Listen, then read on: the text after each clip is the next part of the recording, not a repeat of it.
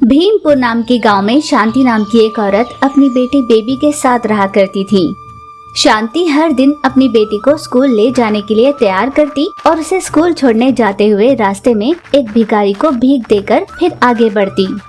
और शाम में जब वो बेबी को स्कूल से वापस ले आने जाती तब भी वही काम करती।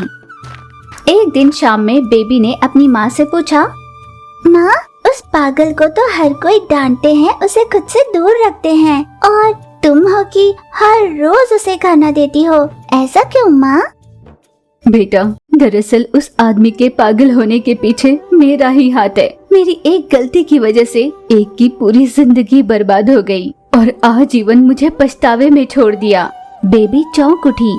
माँ, तुमने ऐसा क्या कर दिया?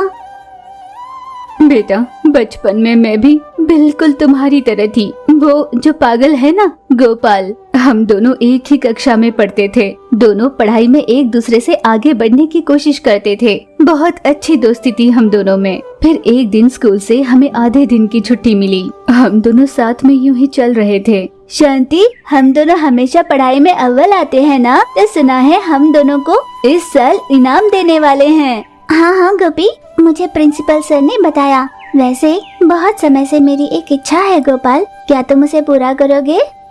हाँ, क्यों नहीं, बताओ ना क्या है। वो आम का बगीचा है ना, मुझे पिछले कई दिनों से वहाँ से आम तोड़कर खाने का मन है, पर मैं पेड़ पर चढ़ नहीं सकती, और वैसे इस समय पहरेदारी करने के लिए वहाँ कोई होता भी नहीं है। क्या तुम मेरे लिए एक आम तोड़ कर लाओगे? पर शांति, चोरी करना तो गलत है ना। बगीचे वाले मुझे अच्छे से जानते हैं, मैं मांगूंगा तो वो मुझे यूं ही आम दे देंगे। नहीं नहीं, मुझे कम से कम एक बार चोरी कर आम खाने का मन है गोपाल।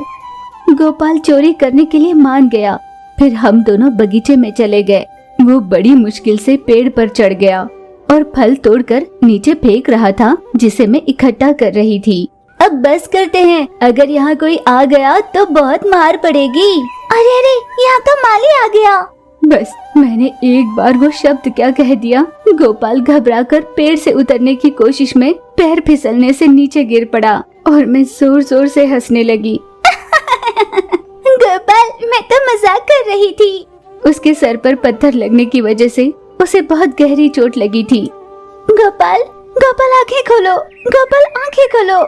पर गोपाल ने आंखें नहीं खोली। मैं बहुत डर गई थी और वहाँ से भाग निकली। गोपाल को कुछ हो न जाए ये सोचकर मैं उसके घर गई और उन्हें बता दिया कि गोपाल आम के बगीचे में गया है।